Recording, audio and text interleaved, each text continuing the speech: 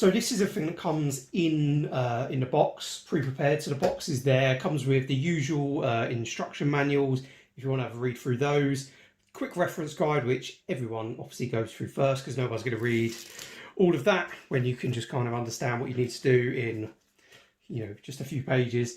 So you've got your instruction manuals. The particular model I got came with some CoaguChek XS PT test PST, so the test strips. So it came in that box, but that is the tube that they come in.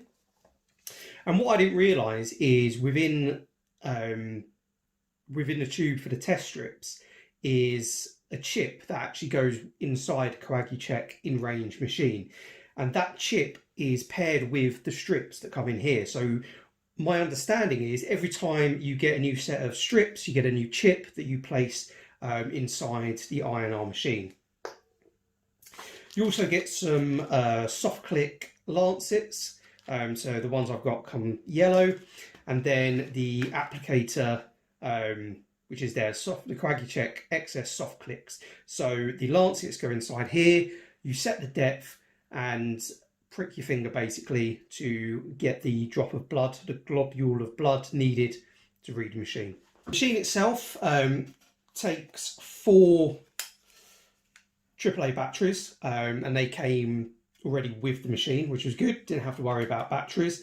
So it's battery powered, and then a chip that comes with the strips is shown there. So you kind of see it, it's you can see the chip that comes with a strip. So my understanding is every time you get a new set of strips, you get a new chip that goes into the machine. So that goes in to the machine like so. So it's battery powered, it's colour screen, and you also get a handy USB cable that goes into the CoaguChek machine and then goes obviously into a laptop computer or another USB port, so you can upload data into there. So it's quite quick and simple really. So a lot of you who have used CoaguChek in-range machines at the hospital would have seen something like this, or maybe a little bit bigger. Certainly the one I've used previously at anticoagulation clinics have been a lot bigger than this, but it does the same thing. So what I'm going to do is I'm going to go through a test just to show you how simple it is and just how quick and easy it is to do it. So there's certain things you need to do first. So it's recommended doing it on a flat surface. So I'm using the table, so I'm just going to make a little bit of room here and just kind of prep just to make sure I've got everything ready in place. So the soft click that pricks your finger to create the blood, so the one I've got is CoaguChek XS soft clicks. So you place the yellow soft click lancets inside this. So I'm going to show you how to do that now. My understanding is there are different lancet devices that come with these machines and various different machines. So you may use something similar. I know I've seen some people say that they use the diabetes ones because it's quite similar. Well, you're still pricking the finger, so it should be the same. So what you do is you pull the top of this off. You have to pull it quite firmly, and what you'll see is there is a lancet in there already, so from the last time I used it. Now I've been told by my anticoagulation nurse I can actually continue to use this a couple of times because I am the only one that is using it. The less risk of sort of contamination and things like that. The issue with these is the more you use them, the blunt, they'll get quite blunt quite quickly. So far I've just used using single use each time. The cost of them, I think it's pennies each. You get a pack of 20 to 50, and it is maybe £1 or £2.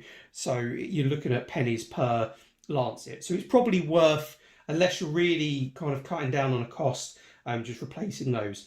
So in this particular model that I've got, what you do, you pull up or push down, so you face this down into a container. So all I'm going to do is just going to drop it into the case here. It's recommended that you do get a sharps box. So in the UK, you can pick those up from pharmacy, your local pharmacy. And if you get in contact with your local council, they will arrange a sharps collection, which I believe is can be once or twice a month, or you can take that sharps box to your local pharmacy. So just to show you, so you pull down and it just ejects it into there. So the actual lancet looks like that, so a tiny needle on there. So for the purpose of this, I'm actually just going to use a brand new lancet, just so you can see the whole process. And just to reiterate, I have cleaned my hands. You know, it's very important, make sure you've got clean hands before doing this.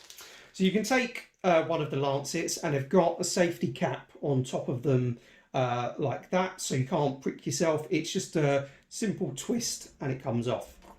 So you place the lancet inside the soft clicks and push down slightly, and you feel a small click as it goes in, and it's kind of held firmly in place. And then what you can do is twist the top, and it's minimal effort just to do it. It's a slight twist and a pull, and it exposes the needle underneath, so the lancet that is going to prick the finger.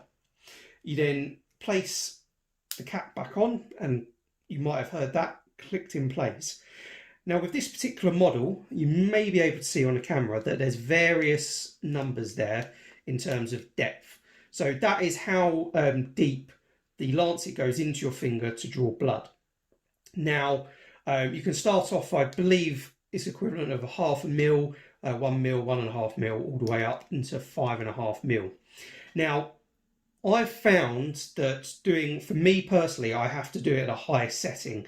I tried it at 3 millimeters, and it barely penetrated and obviously didn't draw enough blood.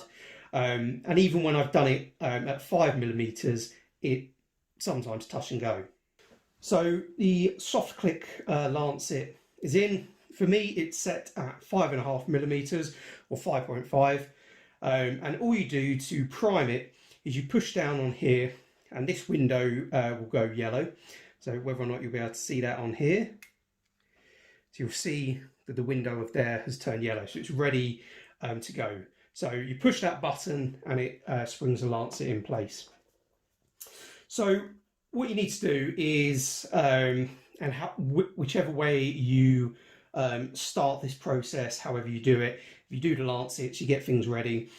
Ultimately, when you put the strip into the in-range machine, the INR check or the CoaguChek, it warms the strip up to prepare it to take the blood sample. The second that that's done, there's a timer that you should see on the machine, and it starts counting down until that strip can no longer be used. So you have until then to put the sample of blood onto the strip. Otherwise, that strip is kind of useless. It's spent and it won't give you a good reading. So I'll show you how that looks first. So just the point about the soft click lancet. In the manuals and in the instructions, it tells you to take, to prick the side of the finger there. For me personally, I just can't draw any blood from that aspect at all, from that position at all. So I tend to do it on the actual pad of the finger. It's more fleshy. You can sort of warm it up a bit more, get a bit more blood circulating there before you prick the finger. If you're doing it quite regularly or you're quite sensitive, you may want to probably do it on the side. Supposedly it's not as bad, but if you're doing it infrequently, maybe once every 2 weeks, once a month, then doing it on the pad will be absolutely fine. So I tend to, like I say, I'm not precious about what finger it goes on, but it's normally on the pad just to draw a good bit of blood on there. They try and encourage you not to milk the finger, I think they call it, so where you're squeezing too much. But in reality, unless the globule of blood comes out quite quickly, it is quite difficult to actually get a good draw of blood without doing that.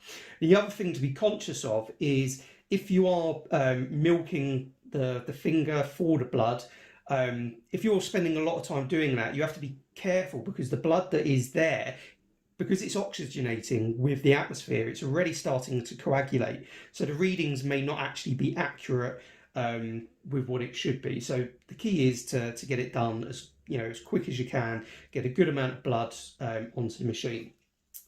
So to start the machine up, it's just a simple press of this button here, which is kind of like the option button. And it'll make a nice noise when it starts up. It's telling me that there's only 3 bars of battery, which is surprising. I've only used this 3 times, but it gives you a couple of options to look at the results. So I can review my results. So I've used this machine twice. One on the 16th when I first got the machine, and I was at 2.2, and my range is 2 to 3. And then on the 20th of October, which was earlier this week, it was a 2.6. And that was at the anticoagulation clinic when we were calibrating this machine with their own machine. You can also look at trends. So it gives you the average INR over my period of time is 2.4. There's only 2 data sets to go with, so it's not that accurate. You can set your target, you can transfer the data onto a computer if you wanted to track it longer term and maybe look at influences and things like that. So all I'm going to show you is the test function. So you put the strip in and you hit test, and it starts warming the strip up. So the strips come in this tube, so it's quite important that they stay in there and are only exposed for the period of time that you need to, so kind of seal the tube back up. That's what the strip looks like, and the aim is to get the blood in that semicircle area there, and where the arrows are, and there's a QR code type symbol there, that is what goes into the machine. So if I click test, it's telling me it's now reading the strip and it's preparing the strip. And now it's saying the test strip is warming up. And so what it's doing, it's warming up to enable the blood to travel up the strip for the machine to read it within the strip. And as soon as that's finished, that's when the countdown starts. So it's good to have everything ready. So that beep that says apply blood, 177 and counting seconds remaining to get a good blood. So like I say, I wash my hands, I've got the soft click lancer ready. I'm going to do it on the pads rather than the side. It's my own personal preference. So I'm going to squeeze a bit because it's not great, and you see the blood. So what I'm going to do is just wipe that away. I don't think that's that great. And then just go again. That looks a lot better, not as as watery. So I'm going to need to squeeze a bit more just to get any sort of blood. You wouldn't believe I was on warfarin. I had thinner blood than normal, because this is not great. There we go. It's starting to come out now, so that's a good amount of blood. And there you go. It shows you that my INR that was recorded was 2.6. So another 2.6 that's in range. Not sure if that's easily seen. 2.6, perfect.